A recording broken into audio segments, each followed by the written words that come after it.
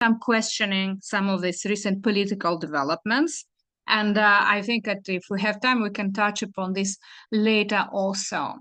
Well, I'm sure that you by now are already familiar with the basic terms of decolonial thinking, but I wanted to remind you maybe of the basic, the core concept, coloniality of power, because it's important to keep it in mind when we think about decolonizing or broadening migration studies or any other studies for that matter. So coloniality of power, as Aníbal Quijano, Peruvian sociologist who coined the term, says, was conceived together with America and Western Europe and with the social category of race as the key element of the social classification of colonized and colonizers.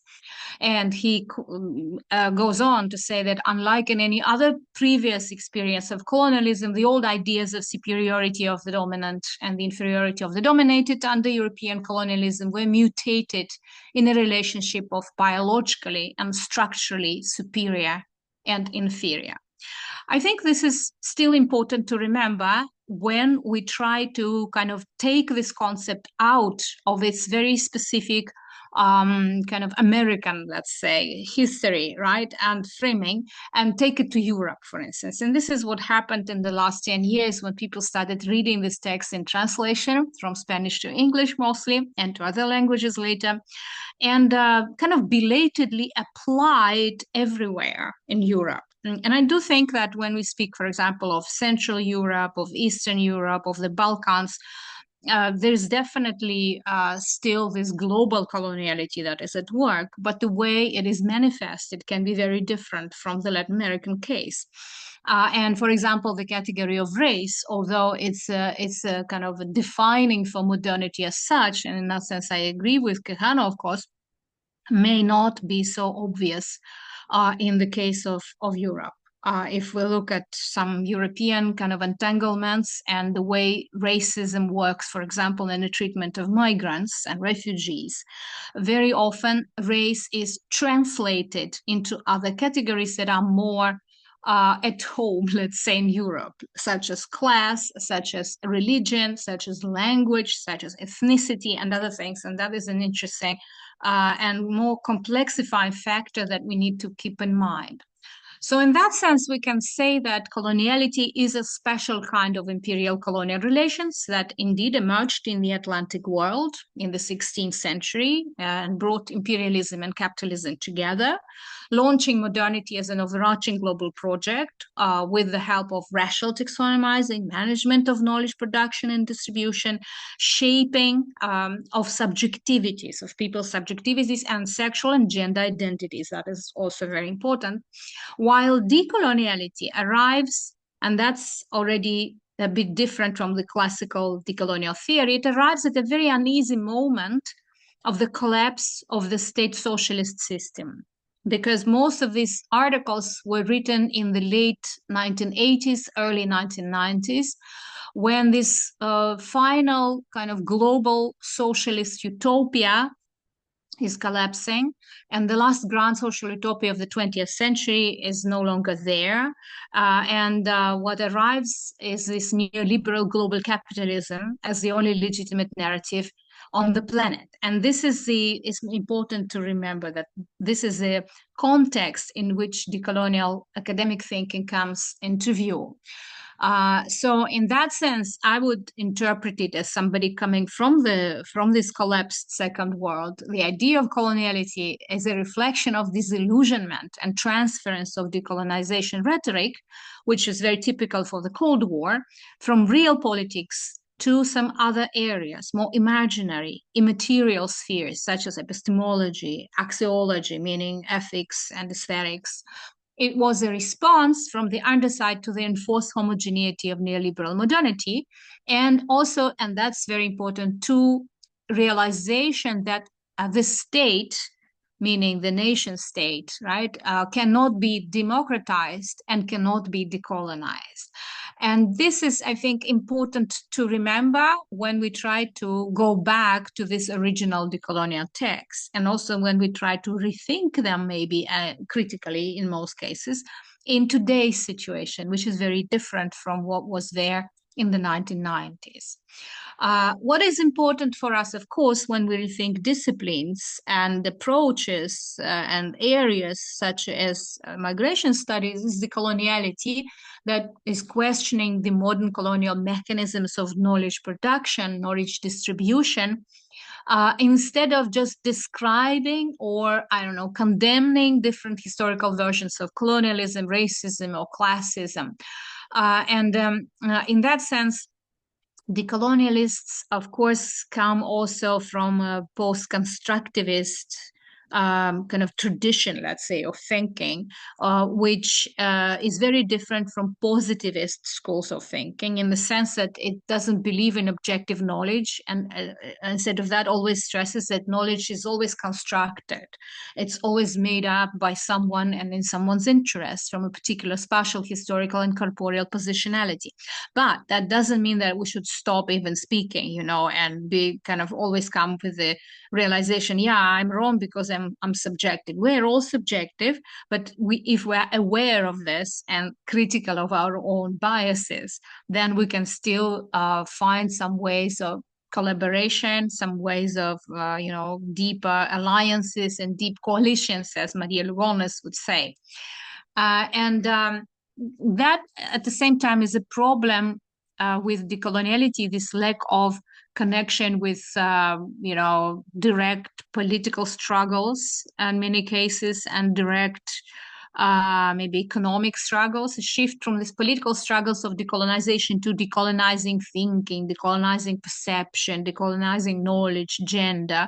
There are plus and minuses in the end. That's why it's very often criticized, both from outside, from Marxists, for instance, who of course don't like the idea that we kind of ignore economics too much, but also from within. And that I think is very important and cannot be ignored. From the actual indigenous, mostly indigenous, of course, decolonial groups and social movements that are unhappy with this academic bubble, and with the way their ideas are processed by academic decolonialists, and also maybe changed too much to the point that they are depoliticized.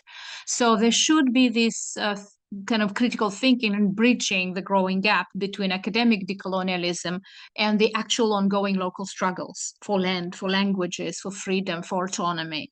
And that I see as one of the issues, as I said in the beginning. There is this blurring of the boundaries, and there is a lot of trivialization, appropriation, and depoliticization of decolonial discourse by various very, very, very different groups. For example, the status quo and mainstream intellectual groups are doing this a lot in academia and in art also, because it's a fashionable term. So a lot of people say, well, let's decolonize museums, let's decolonize this and that. But what they actually mean is not decolonize. They're using it as a metaphor, and they're speaking more about critical thinking in general, or deconstruction maybe. But since decolonization is a new fashionable term, they use it. But even more dangerously, there are also nationalist groups, populist groups, quasi-imperial discourses that also appropriate certain elements of decolonial discourse for their own purposes. The discussion of migration and refugees especially is one of such hot areas in which you can see how fundamentalist and extreme right groups, they are using decolonial arguments in order to argue for their own authenticity and for their own belonging to their nation state, and saying, like, we don't need these migrants because we are the real inhabitants of this land. It belongs to us. The country should be homogenous. You can see it everywhere. You can see it all over Europe. You can see it also in the global south. You can see it in Russia today, which also very skillfully uses the post-colonial and anti-colonial and decolonial discourses in order to argue against the West, but for its own imperialism. So that is a very interesting and important phenomenon that I don't think decolonial thinkers were ready to confront. So when we talk about it, I don't see any adequate reactions. And most of the time they just say, well, I'm not responsible for this. I wrote this. This is not what I meant. But we are responsible. Even in indirect ways, we have to think about it and how our ideas are used or misused. So in that sense, I am increasingly critical of decolonialists, and I have been writing a lot about that in the last several years. I think that the idea of delinking that was proclaimed some time ago is good, but it's not enough because, in a sense, they promise to do it, but they're discursively they reproduce Eurocentrism and decolonial thought in the way they also use binary models. They're generalizing and homogenizing when, for example, they speak of the West. What is the West or Europe? I mean, as a homogeneous entity. It's not really professional, let's say. I think that we have to deal with this in a more refined and more kind of nuanced way, and we cannot just use this, rhetorical figures of straw manning huge populations into some, formulas that are convenient for us. And that's what I mean by constructing imaginary enemies as convenient theoretical gestures. Temporal models, I think, again, they are partially reproducing progressivist historical schemes. And so we are kind of the colonial thinkers always criticize progressivism for obvious reasons, but at the same time, when we write ourselves, very often I see the same progressivism, which I mean is difficult. I admit that it's very difficult to get rid of it because when you write an article, for example, when you write a book, you cannot avoid following logocentric logic, and it's very progressivist. You have to present your argument in a very linear way in order for it to be published in an academic journal, right? So in that sense, you can see how difficult it is to get out of this modern/colonial way of thinking and way of kind of presenting your ideas if you want to be heard, if you want to be read, if you want to be understood. So I'm not saying that it's easy, but I think that we still have to kind of continue working on our own ideas, on our own presentations.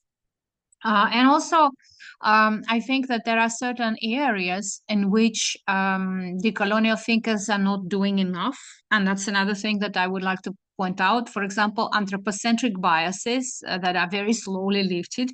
Even 10 years ago, there were just one or two works where people actually addressed the climate change, when they addressed, the upcoming epoch in which there will be so many refugees because of climate and because of the Anthropocene, that the current existing, rules, law would stop working just because there will be at least 3 billion people migrating, towards the end of this century because of the climate changes and the inhabitability of the planet.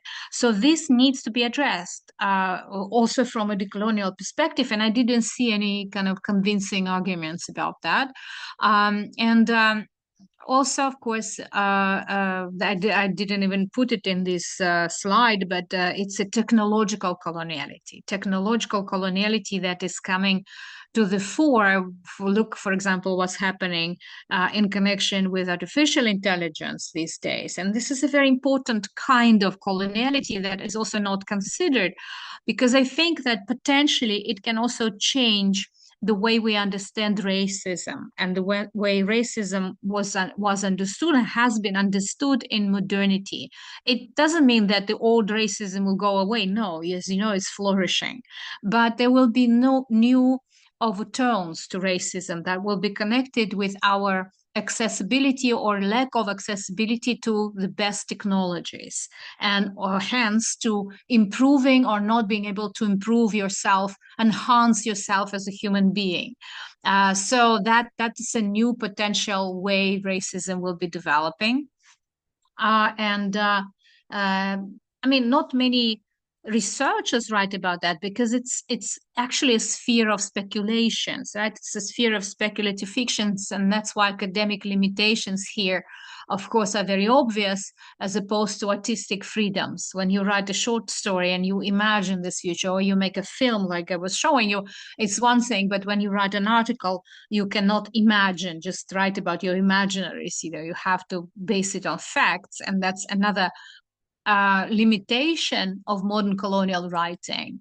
Yeah, and I was already said there's this hijacking of the colonial jargon for colonialist purposes, and these nationalist, fundamentalist, extreme right appropriations. I wanted to say, since we don't have that much time, I wanted to say a few words about this concept of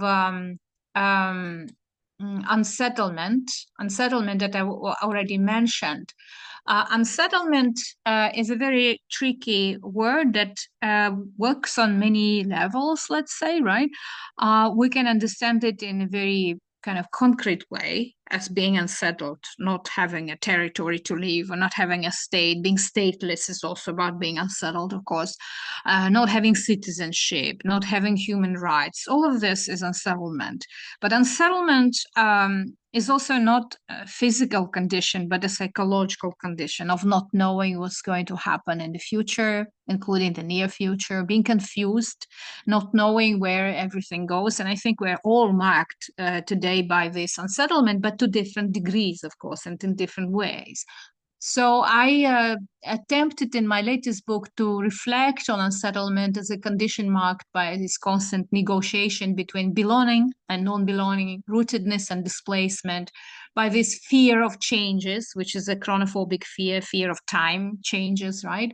And the fear to realize the fragility and the finiteness of our existence, of the kind of life the humans built for themselves and for other species, for the planet. So, in that sense, yes, we all experience unsettlement differently depending on our trajectories, privileges, disadvantages. But I think that this could be also potentially as one of the things that could bring people together, because I see this as one of the very serious issues today. That there are many groups that are against modernity, coloniality, but they all have their own narrative, their own story. Very often it's a story of victimhood. And these different victimhood stories, they fight with each other, they compete. There is agonistics, according to Maria Lugones. She uses this word agonistics as a rivalry as one of the key components of modernity coloniality. So there is a rivalry of agonistics, which is very necessary for modernity because it allows it to use the divide and rule principle. And this makes it almost impossible to create any kind of coalition, to create any sort of alliances in our struggles. And so I think it is very important to find today what are these grounds for a possible recomposition of humanity, a possible kind of forgetting for a moment about your own grievances maybe, and being ready to listen to others, to other traumas also, and to other victimhood narratives. And one of this is, of course, the coming climate change and the already happening climate change and the catastrophes coming that would affect most of humanity. And many people will just perish as a result of this, and so this is equally important for the majority of population on this planet, and so this could be one of the factors, right? And unsettlement and the fact that more and more people will become unsettled in the coming decades is another thing, that no longer can we feel safe, right? Nobody's safe in this situation. And we have to all start thinking of what would I do if I become unsettled in any of the ways, or if I'm already unsettled, if I was maybe born already with that sense of unsettlement. And at the same time, I want to scale it a little bit broader, kind of zoom out, right? And realize that unsettlement is actually a natural condition of human beings throughout our history on this planet.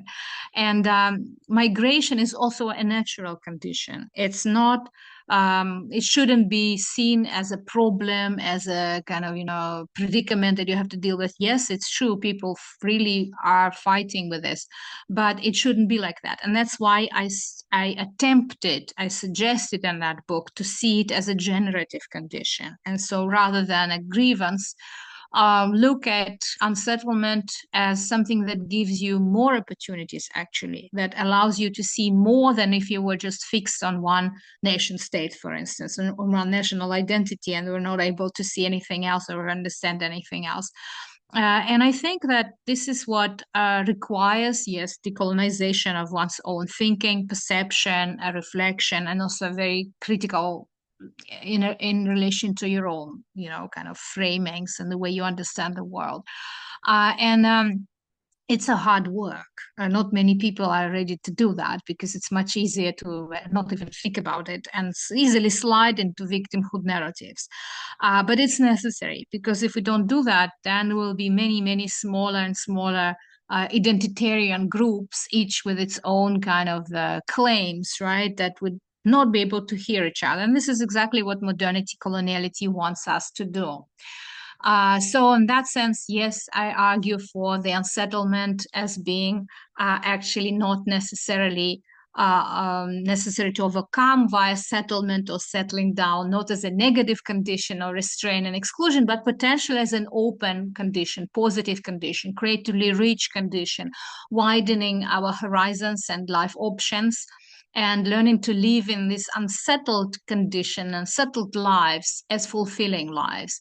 And of course, it's maybe in this first kind of book, in this first example, it was more philosophical and existential reflection on what it means to be unsettled.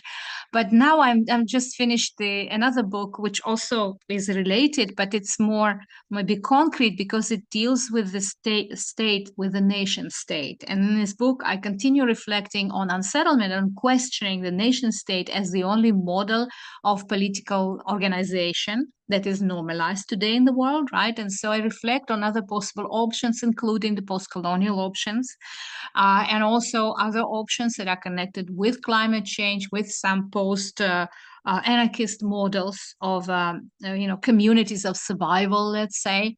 And this is what kind of is interesting to me today. I am thinking about this because I think that if politicians don't think about this, people have to think about this somehow. We must collectively start practicing our political imagination again. And this is something that is very hard to do because we are not kind of induced by modernity to develop our political imagination. We are given formulas within which we're supposed to exist.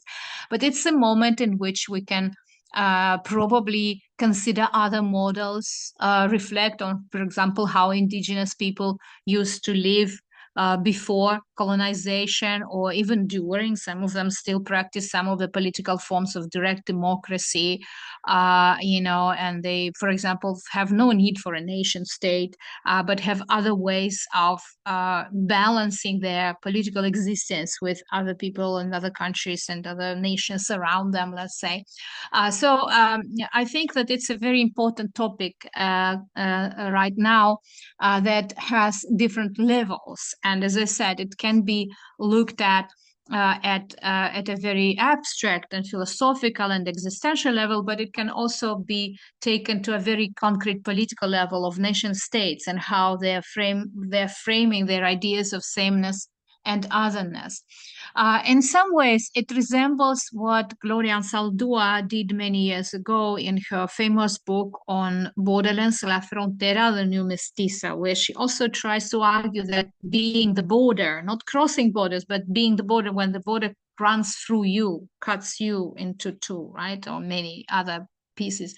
So when you are the border, it's not only traumatic, it's not only about the colonial wound, but it's also about having these additional angles of vision and being able to be both here and there and somewhere else. And this somewhere else, this third way, is again something that attracts me very much in some of the decolonial thinkers, like Sylvia Wynter, for example, the wonderful Caribbean philosopher and writer Sylvia Wynter, who writes a lot about this overcoming, going beyond the binarity of thinking, the either or logic, and looking for this third way. So this is how I was trying to frame my own understanding of this beyond, of this unsettlement as a generative condition, and how people learn to live with it, and also learn to question the existing normative political frames and political institutions, go beyond them in some cases, right? And also kind of tackle the unknown, and the unknown in this case, future, that is today mostly perceived as foreboding and ominous, a change for the worse in most situations, yes, that no one is really looking forward to. So how to kind of go around this, how to maybe change this, and how to see unsettlement as a generative condition. There are many other people who write kind of similar or echoing ideas. For example, Ariella Azoulay's famous concept of potential history from the 2019 book, I think, may be also very useful here, because it asks us to unlearn imperial modes of thinking, the archive, the museum, the document, and ultimately the history itself. To unlearn imperialism, she suggests that we reject a temporality that consigns violence to the distant past and instead attend to its still present potentialities. So what she talks about is about seeing the living traces of the toxic past in the present. In a sense, yes, it rhymes very well with the idea of coloniality as a trace of colonial thinking. If we look at other kind of neighboring disciplines and disciplinary areas, such as, for example, memory studies, we find Michael Rothberg's very fruitful idea of multidirectional memory from his 2009 book as a way of putting together the Holocaust and the anti-colonial memories, which he tries to do there, as a good way to describe what needs to be done, not only in memory work, but also in other aspects of worlding. And I find this increasingly fruitful myself, because I think that academically also disciplines, unfortunately, in the last several decades were developing in such a way that they became deaf to other disciplines. They only hear each other. They kind of work and develop within themselves. And at the same time, there are more and more narrow disciplines, very focused disciplines emerging, which Lewis Gordon calls disciplinary decadence. And as a result, there are no connections between them. There are no overlaps, or they are, of course, but people are not aware of them. And so when we talk about decolonizing something, we also have to hear other disciplinary or anti-disciplinary or post-disciplinary areas that do similar things, but maybe use their own kind of apparatus for that. For example, I can give you one example.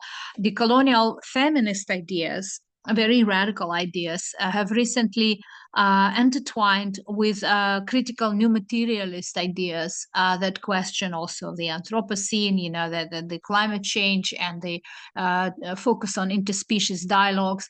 And it's a very fruitful dialogue, because they are both critical, but they focus on different aspects of modernity, coloniality, and also may use different tools. Like one of them would come through indigenous ideas and wisdom, let's say, and the other would come or start coming from science and from scientific discoveries, and then they meet, because their ideas would be very similar, but they would express them in different ways.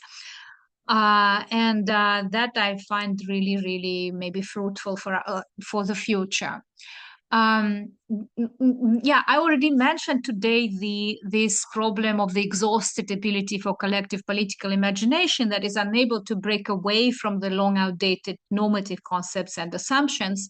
that are increasingly divorced from reality and come into dialogue with some maybe previously marginalized contesting positions, experiences, people, texts, figures to imagine the world otherwise. And this I see as one of the major issues today for us as human beings. We need to relearn how to imagine the world politically otherwise. And I think that artists, writers, social movements, like really grassroots social movements, are much better at this than academic writing and academic theorizing.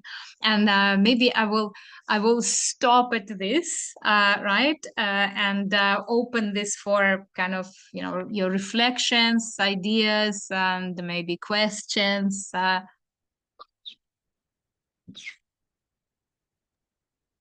Great. Okay. Thank you so much, Madina. Thank you. Would you like to, because we're going to give the students a tiny micro break, and then we're going to sort them into the breakout rooms.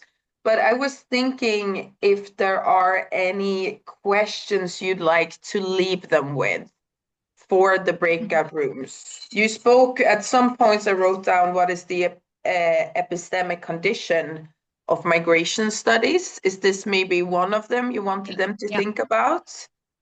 I think that yes, sort of. Basically, it is a question: how can we decolonize migration studies, and can we even do that? And what happens if we try to do that? Mm, So that is important. Yes. mm. Great, great. So kind of understand whose knowledge, how is it framed, how is migration studies understood, Yes. upon whose knowledge, which knowledge. Is Mm-hmm. this the kind of, okay, great. Yes. Okay, fantastic. And that, of course, this is a very big question, but is there anything else you'd like the students to focus on in the discussions? There was a lot of great stuff. But just Well, hold on. my favorite question, is always like, in what ways are you unsettled?